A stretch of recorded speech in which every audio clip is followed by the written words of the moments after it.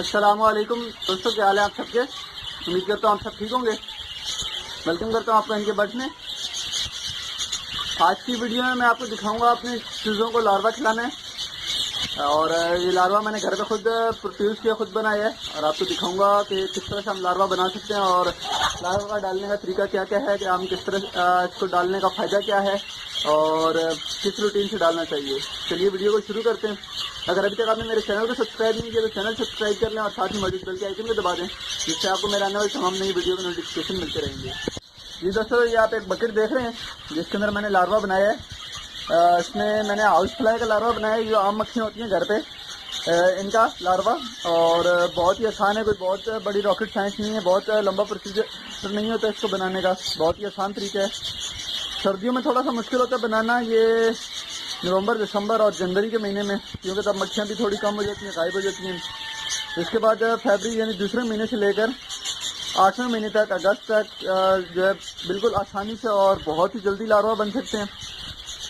اس کو لاروا بنانے کی 1 سے 2 ویڈیو پہلے سے میرے چینل پر موجود ہے، وہ بھی میں اوپر یہاں دے دوں گا کونے میں اس کا لنک۔ اور ابھی میں آپ کو بتا دیتا ہوں کہ بہت ہی آسان طریقہ ہے۔ جو بھی پرندوں کا دانہ بچتا ہے، جیسے کہ فنچز کی کنگنی کا جو چھلکا وغیرہ ہوتا ہے، یہ جو مرغیوں کا دانہ بچ جاتا ہے، جو مرغیوں سے بچھالی ہوتی ہے، آپ اس کا بھی استعمال کر سکتے ہیں۔ اس کے علاوہ پرانے فروٹ اور سبزیوں کا بھی استعمال کر سکتے ہیں۔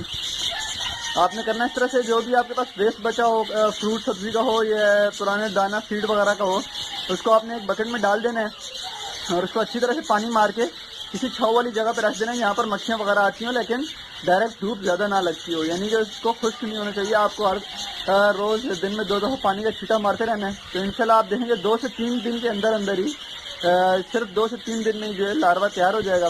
اور یہ لاروا گروئنگ چپس کے لیے بہت اچھا ہوتا ہے۔ میں بھی آپ کو ڈال کے دکھاتا ہوں ان کو کس طرح کھاتے ہیں۔ میرے 2 اصل کی چیزیں جو میں نے بالکل چھوٹے لیے تھے، ماشاءاللہ بڑے ہو گئے۔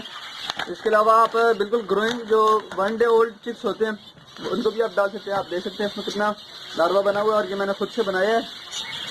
جو فنچز کی کنی ہوتی ہے اس کے چھلکے بچے ہوتے ہیں، اس کا جو بورا بچ جاتا ہے، اس میں سے میں نے بنایا تھا، تو یہ چیزیں بھی کھائیں گے۔ اس کے علاوہ جو بالکل چھوٹے چیزیں ہوتے ہیں ان کو آپ ڈال سکتے ہیں، پہلے دن بھی آپ ان کو دے سکتے ہیں، 1 ڈے اولڈ چیزوں کو بھی۔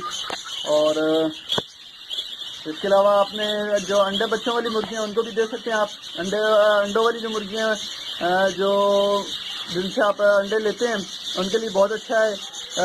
پروٹین کا سورس ہے، بہت ہی اچھے پروٹین ہوتے ہیں اس میں، فل سورس آف پروٹین ہے۔ کیڑے تو ہیں، تو جو لڑاکا مرغے ہوتے ہیں ان کو بھی لوگ بڑے کیڑے پکڑ کے ڈالتے ہیں بلب وغیرہ لگا کر پانی کے ذریعے سے۔ آپ اپنی انڈے دینے والی مرغیوں کو ڈالیں اور دیکھیں انشاءاللہ آپ کو کس طرح کی پروگریس نظر آتی ہے، بالکل تبدیلی نظر آئے گی۔ انڈے کا سائز بھی بڑا ہوگا اور انڈے کا رنگ بھی گہرا ہوگا۔ اس کے علاوہ جو چھوٹی چیزیں ہوتی ہیں ان کو ڈالیں گے تو چیزوں کی گروتھ بہت اچھی ہوگی، جلدی بڑے ہوں گے۔ آپ دیکھ رہے ہیں جس طرح میرے چیزیں بہت شوق سے کھا رہے ہیں، اور انشاءاللہ بالکل صفائی کر لیں گے ابھی۔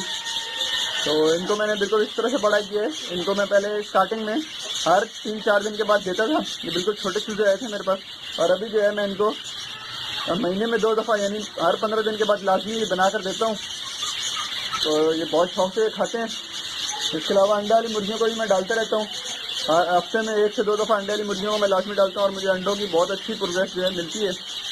تو آپ اس طرح سے بنا کر ڈال سکتے ہیں، اور اس کا کوئی سائڈ افیکٹ بھی نہیں ہے۔ بہت سے لوگ کہتے ہیں کہ سائڈ افیکٹ وغیرہ ہوتا ہے، کیونکہ کیڑے پروٹین کا سورس ہے اور پرندے کی خوراک ہے کیڑے، تو اس کا کوئی سائڈ افیکٹ بھی نہیں ہے، اس میں کوئی اس طرح کی بات بھی نہیں ہے کہ بیماری وغیرہ کا بھی کوئی خطرہ نہیں ہوتا۔